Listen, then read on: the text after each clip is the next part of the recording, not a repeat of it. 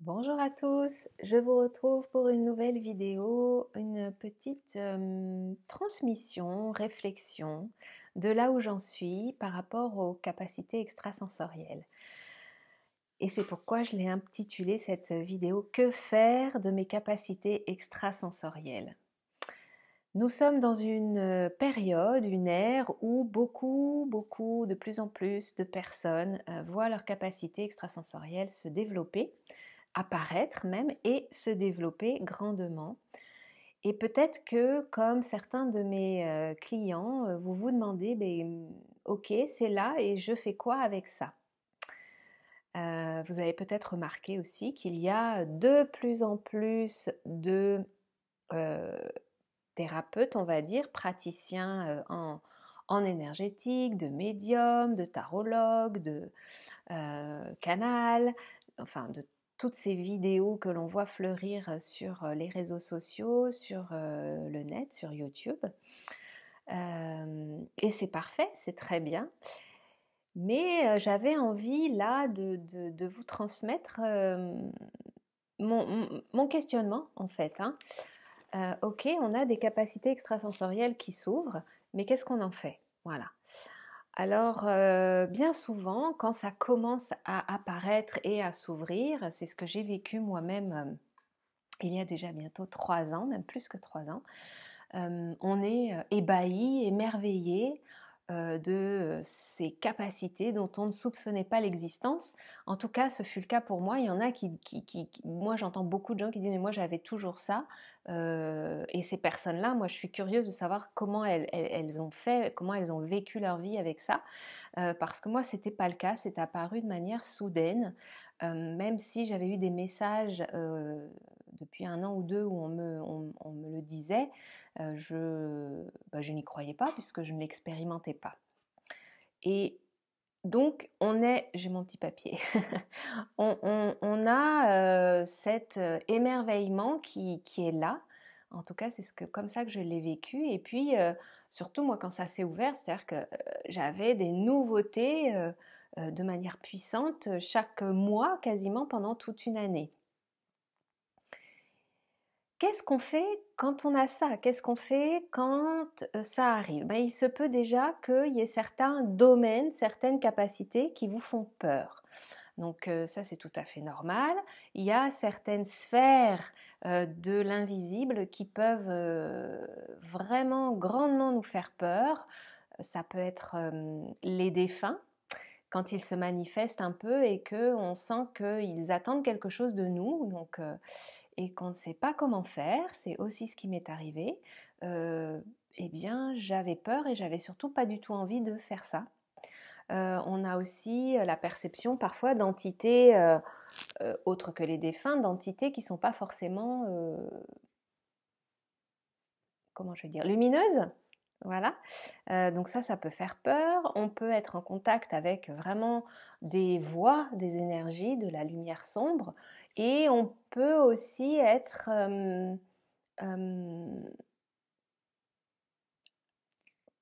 amené, voilà, par le biais de ses capacités à développer une partie sombre de nous et qui peut faire peur aux autres, par exemple, ou même à nous, parce que on est dans cette croyance que l'ombre nous attaque, que ce qui est très possible, hein, je ne dis pas que ça n'existe pas, que on est voilà, on est dans un univers, l'invisible, ça fait peur et c'est très dangereux. C'est une des probabilités, possibilités, il faut bien comprendre que quand on est environné d'énergie négative, je ne veux pas dire négative, d'énergie de la lumière sombre, c'est parce qu'en nous, il y a encore beaucoup de parts qui résonnent avec ça, qui résonnent avec cette énergie de la lumière sombre. C'est vraiment quelque chose là, pour le coup, pour lequel moi, en tout cas, je pense que c'est ma vérité. C'est ce que je crois, c'est-à-dire que si on vit des choses difficiles avec le monde invisible, quand ça se produit, c'est parce que des choses en nous, quelque chose en nous, une part de nous, résonne, vibre, euh, avec l'énergie de cette lumière sombre. Et, euh, et on est tous plus ou moins des candidats à ça, à un moment ou à un autre. C'est quelque chose qu'il faut savoir parce que nous sommes des humains et qu'en nous ne vibrent pas que des énergies de lumière, qu'en nous vibrent des énergies sombres, que parfois vous avez des pensées, nous avons des pensées qui sont horribles, que parfois nous avons des sentiments, des émotions qui sont vraiment euh, là, on va dire, des négatifs dans le sens où pas jolis du tout. Et ça, c'est des choses qui peuvent résonner avec l'énergie de la lumière sombre. Voilà, nous ne sommes pas toutes lumière et je ne crois pas que dans cette incarnation-ci, à cette époque-ci, en 2000, dans les années 2000, 2024 et voilà, là, à ce moment-ci de l'incarnation, nous puissions arriver à cet état de lumière totale et complète parce que ce n'est pas je pense, le but de l'incarnation humaine. Nous sommes justement là pour traverser nos parts sombres. Ça, c'était une petite parenthèse que je faisais. Je reviens à mon propos. Qu'est-ce que je fais de mes capacités extrasensorielles?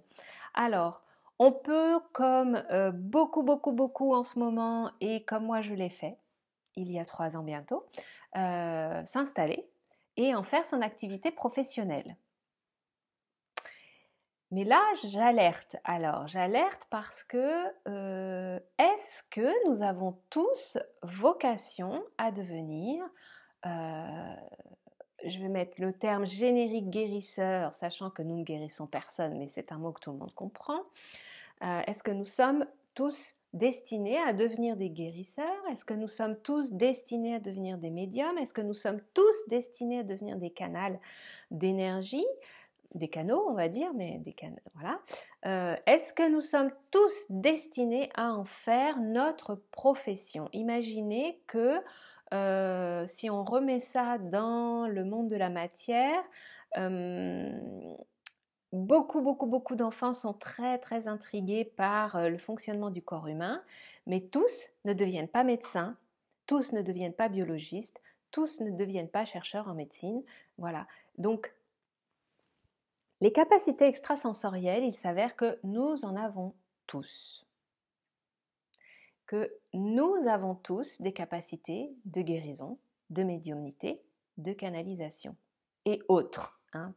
Il existe une infinité de capacités qui sont toutes plus ou moins subtiles et que voilà, il y en a plein. Et on en a énormément, tous, les uns les autres, autant que tels que nous sommes, on en a plein.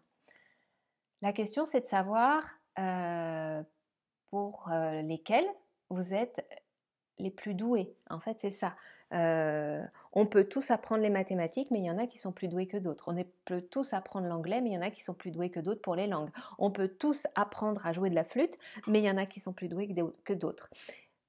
Là, ça reste la même chose, c'est-à-dire qu'on a tous des capacités de guérison, d'auto-guérison, de médiumnité, de canalisation, mais on n'est pas tous doués de la même manière pour le faire. Donc, il est bon de vous demander, quand vous touchez à plusieurs capacités comme ça, de vous demander pour lesquelles c'est plus facile pour vous, pour lesquelles vous préférez faire des choses. Voilà, il y a notamment le passage d'âme. Donc tout le monde, moi quand je rencontre des personnes, elles me disent toutes je suis passeur d'âme. Oui, oui, tout à fait, nous sommes tous comme ça. Donc c'est une réalité et c'est souvent la première que l'on découvre. C'est souvent la première qui se montre. Après, on peut aimer ou pas aimer le faire.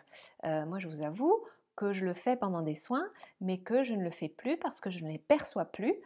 Parce qu'en fait, j'ai décidé, je pense que c'est comme ça que ça s'est fait, je ne l'ai pas fait consciemment, mais quand j'ai eu très très peur avec ma première expérience, eh bien, j'ai vraiment clairement ressenti dans mon cœur que je ne voulais pas faire ça, je n'avais pas envie de le faire, donc je ne les ressens plus. Mais je le fais quand dans les soins ça se présente et qu'il y a un défunt qui n'est pas passé et qui le demande, souvent un défunt de la famille qui accompagne la personne que je reçois. Donc voilà, il y a cette notion de douance, cette notion de goût, de qu'est-ce que j'ai envie de faire et qu'est-ce que je préfère faire et qu'est-ce que j'aime faire. Il me semble que cette apparition des capacités extrasensorielles, pardon, excusez-moi, il y a un petit souci d'ordinateur, elles sont surtout dues à, on le sait maintenant tous, à l'élévation des vibrations de la Terre et à tout ce que vit notre système solaire et surtout et notre galaxie, je crois, mais en tout cas le système solaire. Nous sommes obligés pour supporter l'élévation des vibrations de la Terre, nous sommes obligés de l'accompagner. Et c'est en élevant nos vibrations que nous allons ouvrir nos capacités. Simplement, ça peut être violent, ça peut être compliqué à vivre. Et si on est dans cette croyance que nous sommes accompagnés par des entités bienveillantes de la source, de l'univers, ce qui est ma croyance, et que nous recevons des énergies de ces entités et du cosmos, l'intention là, je pense que c'est ça l'objectif, s'il y en a un, c'est peut-être de nous permettre de revenir à nous-mêmes et à notre cœur, de revenir à l'intérieur de nous. Et c'est un des moyens, je pense, un des plus efficaces moyens d'aller à notre propre rencontre. Parce que quand on découvre qu'on a ces capacités de guérison, de canal, de médium, eh bien, il y a tout un travail à faire si on veut les utiliser pour aller comprendre en nous, justement, ces parts d'ombre dont je parlais au début, parce qu'il y a une responsabilité, en fait, qui va avec ces capacités.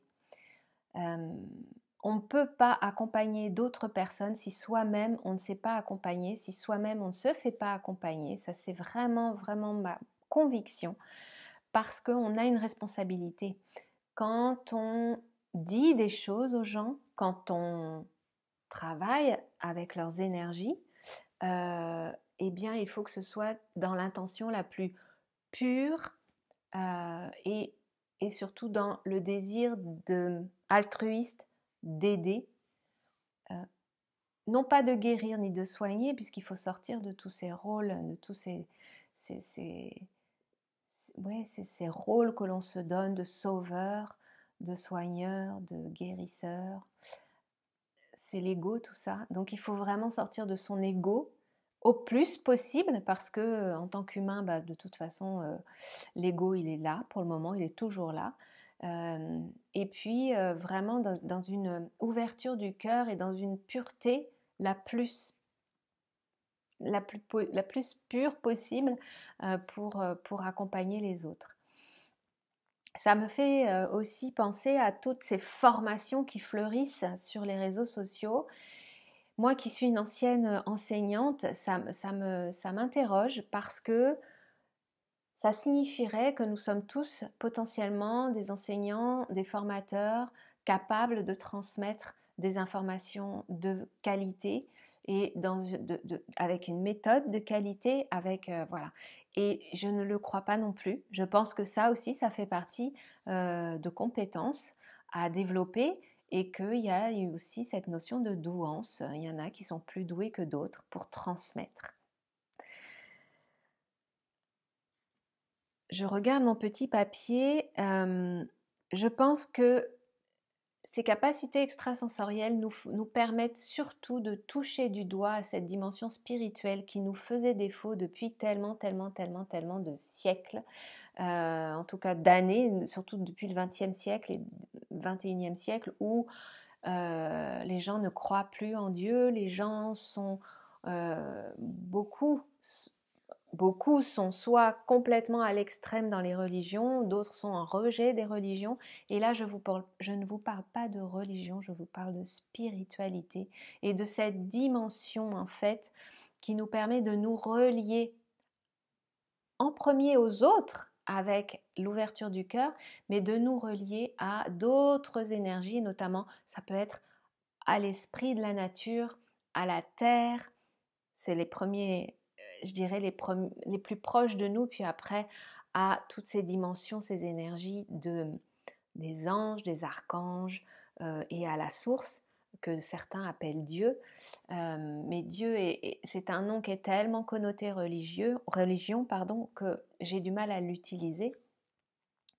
Et en fait, cette exploration de nos capacités extrasensorielles va, si on le souhaite, bien sûr, tout dépend de comment on va interagir avec ça, va permettre de renouer notre dialogue avec notre dimension spirituelle. Pardon, j'ai du mal à parler aujourd'hui.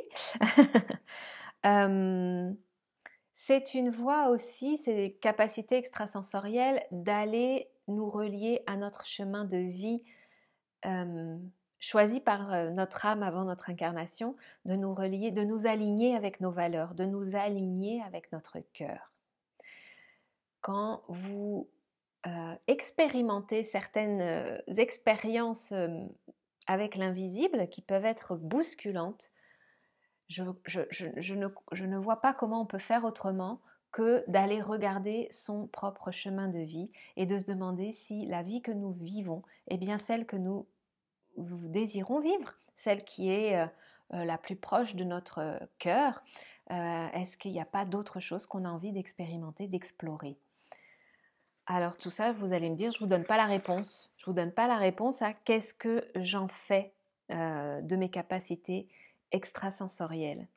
Eh bien moi, je crois que vraiment, il nous est demandé, ou en tout cas nous sommes invités avec cette explosion d'apparition de capacités extrasensorielles, d'aller visiter tout ça, d'aller visiter la dimension spirituelle, d'aller revisiter notre vie, d'aller revisiter notre chemin de vie, et ensuite d'arriver à faire cohabiter en nous, en tout cas d'arriver à être nous-mêmes le lien entre la dimension encore très matérielle de la 3D, dans ce monde dans lequel nous vivons, où tout n'est pas rose, malheureusement, où il y a encore beaucoup de choses qui sont tristes, écœurantes, de faire cohabiter cette part-là et cette vie-là dans laquelle nous sommes, parce que ça reste les systèmes dans lesquels nous vivons, et en même temps de faire le lien à travers nous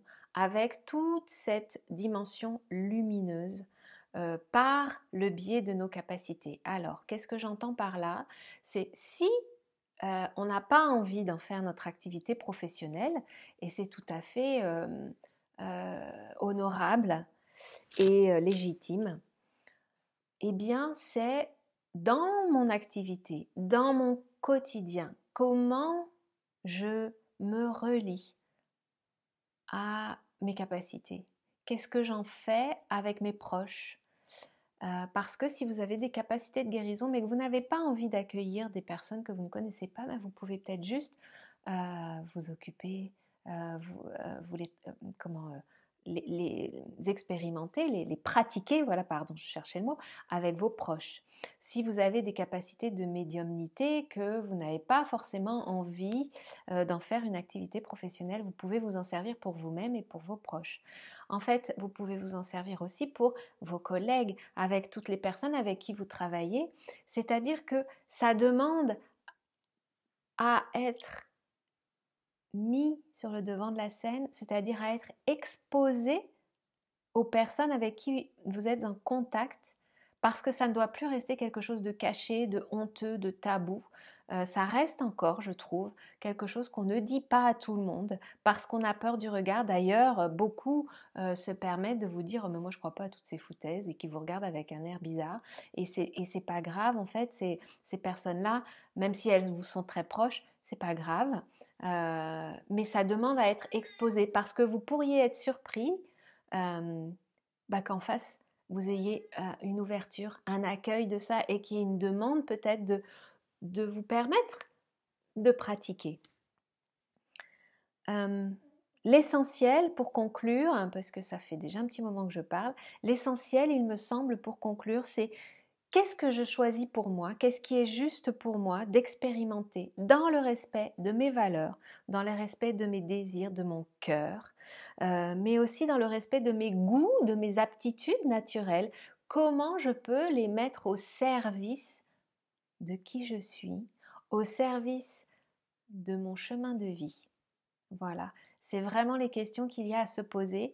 Et je voudrais finir encore par une dernière chose, c'est que si vous attendez qu'un médium, qu'un canal, que votre guide, vos guides, un défunt vous donne la réponse à toutes ces questions, eh bien vous vous trompez. On ne vous donnera jamais vraiment la réponse. On va vous donner des indices qui vont vous faire cheminer. En tout cas, c'est comme ça que moi je le vis.